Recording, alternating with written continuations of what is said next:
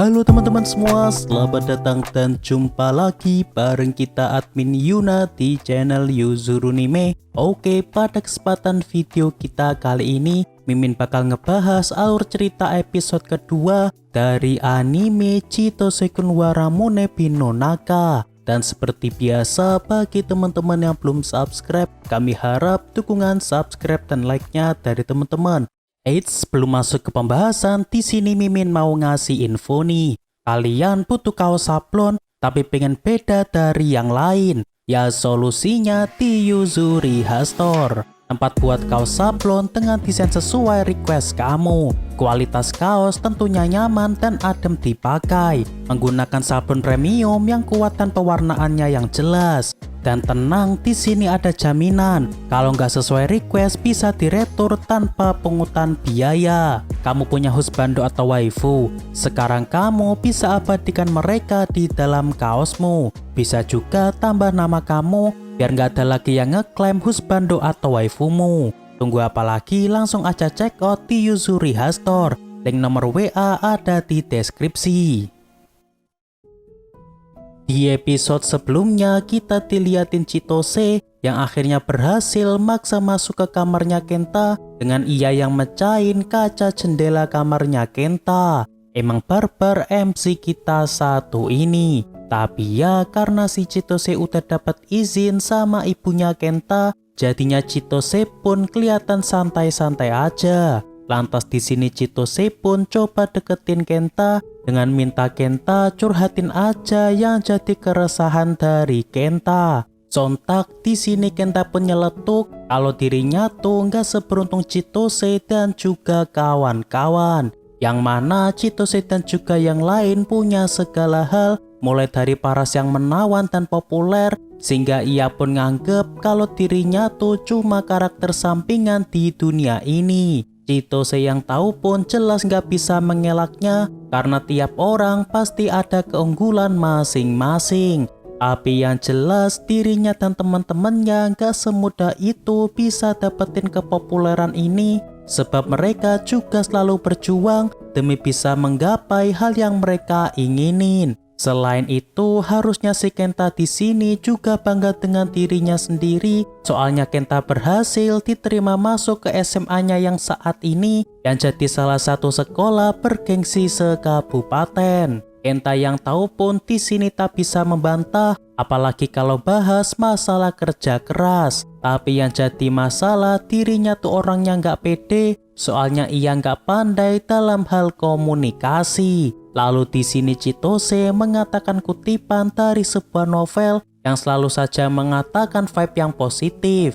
Sontak dong di sini Kenta nyadar kalau kutipan itu tuh berasal dari karakter novel yang ia sukai. Dan ternyata selama seminggu ini Chitose telah namatin beberapa novel yang kala itu sempat dibilangin sama si Kenta. Dan di sini awalnya Kenta ngerasa nggak percaya, soalnya ia nganggep Chitose cuma membual dan hanya hafalin judul-judulnya saja biar Chitose di sini bisa akrab dengan dirinya.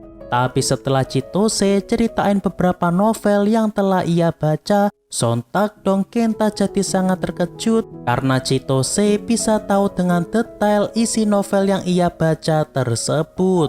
Lantas Kenta pun di sini tanya, kenapa Chitose sampai mau membaca novel sebanyak itu demi deketin dirinya. Lalu Chitose pun jawab kalau dirinya tuh nggak suka sama orang yang langsung ngehujat seseorang tanpa tahu betul apa yang sedang dialamin sama orang yang dihujat. Oleh sebabnya Chitose sama sekali nggak pernah ngatain apapun ke Kenta sampai dirinya tahu betul apa yang sedang dialami dan rasakan oleh si Kenta. Tapi justru sebaliknya, orang-orang seringkali malah ngehujat dirinya, padahal mereka tuh nggak tahu apa-apa soal dirinya. Sontak Kenta pun di sini terkena tamparan fakta bahwa selama ini dirinya selalu berpikir kalau Chitose itu orangnya sosokan caper dan nganggap Chitose selalu ngehina dirinya dari belakang. Tapi setelah sadar justru dirinya lah yang jahat ke Chitose, soalnya ia selalu aja ngehujat Chitose atas dasar iri kepada Chitose yang lebih populer.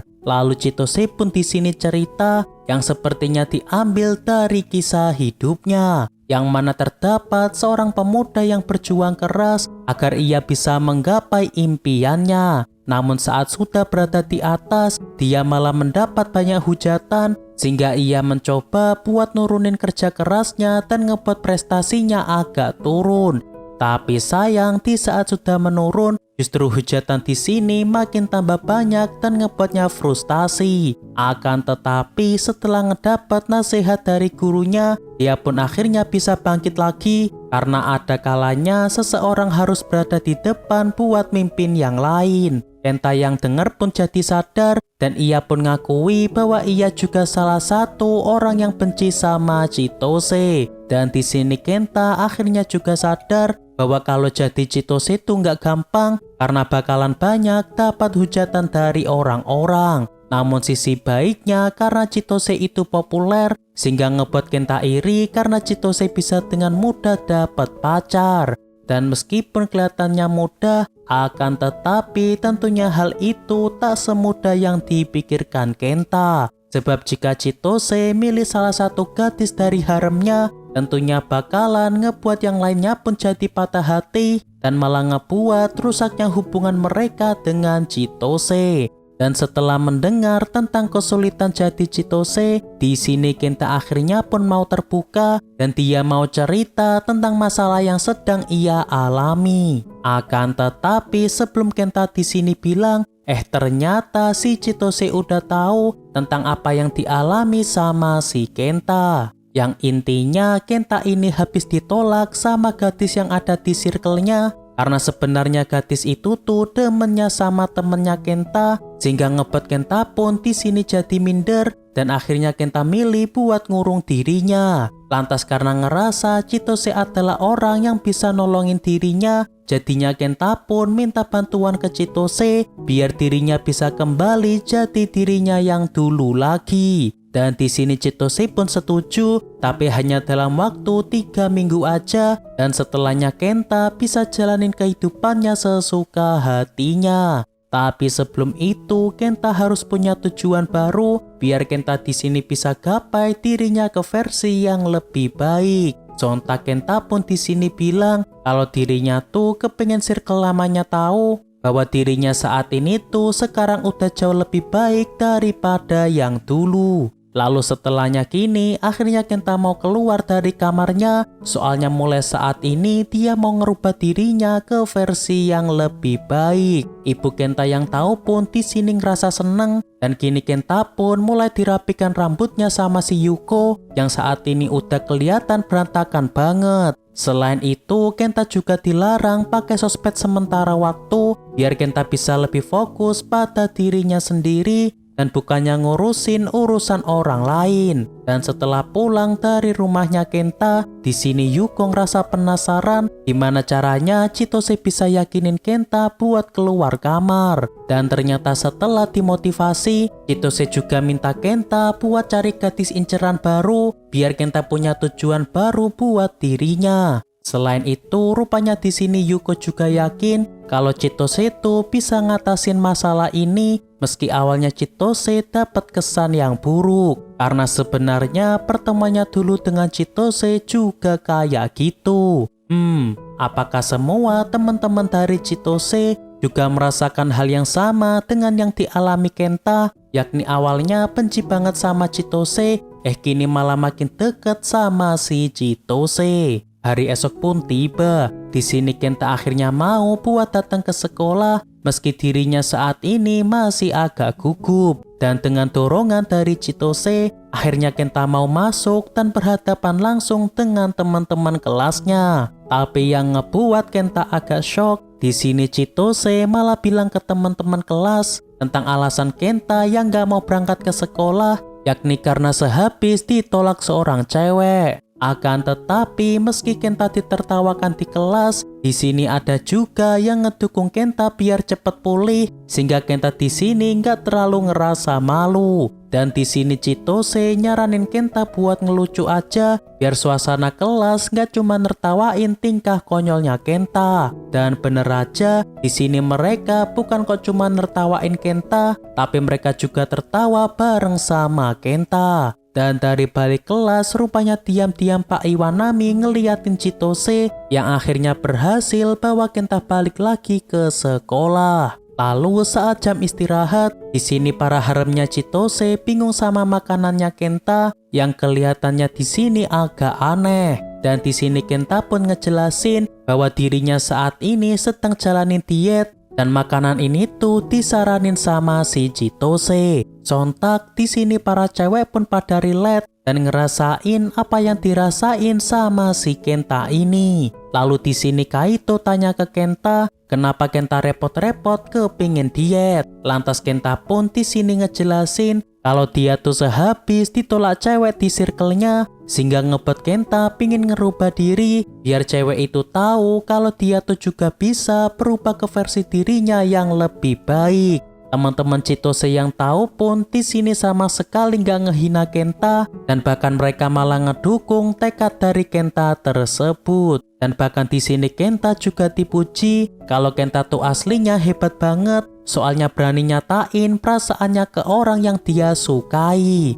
Dan saat hendak balik ke kelas, di sini Chitose ditanyai sama Kazuki, apakah Chitose yakin Kenta bisa berubah? Soalnya menurut si Kazuki, orang kayak Kenta tuh nggak bakalan mudah buat berubah karena kayaknya Kenta ini orangnya gampang kepengaruh hal-hal negatif dan bakalan banyak alasan jika Kenta gagal ngelakuin sesuatu. Tapi di sini Chitose tetaplah optimis kalau Kenta bakalan bisa berubah asalkan ada yang bantuin. Lalu setelahnya kini Chitose ketemu sama Iwanami di atap buat ngebahas Kenta yang udah balik ke sekolah. Yang mana di sini Iwanami udah apal banget sama gayanya Chitose, yakni dengan cara ngasih gaya yang nyentrik dan juga lelucon buat narik perhatian dari orang-orang sekitarnya. Dan meskipun terasa agak aneh, tapi Iwanami tak permasalahkan hal tersebut. Lalu di sini Chitose tanya ke Iwanami tentang arti hidup jujur pada diri sendiri. Lantas di sini Iwanami ngejelasin pakai analogi kompas, yang mana tiap orang pasti punya kompas batin yang bisa mandu arah kemana yang harus dituju. Tapi sayangnya nggak semua orang bisa gunain kompas batinnya, sehingga ngebuat banyak orang yang tersesat karena nggak mau pakai kompas batinnya sendiri dan lebih milih ikut-ikutan sama kompas milik orang lain. Jadi intinya tiap orang tuh harus punya prinsip sendiri buat jalanin kehidupan mereka. Kelas Pak Guru. Akan tetapi ketika Chitose hendak minta hadiah setelah berhasil bawa balik Kenta, si Iwanami di sini malah ngelak dengan alasan dirinya sedang buru-buru harus pergi. Dan ya mungkin sampai sini dulu pembahasan episode 2-nya. Terima kasih buat teman-teman yang telah nonton pembahasan kali ini sampai selesai. Dan seperti biasa kami harap bantuan subscribe dan like-nya dari teman-teman. Mohon maaf kalau ada kesalahan. Kami admin Yuna pamit undur diri. See you the next video.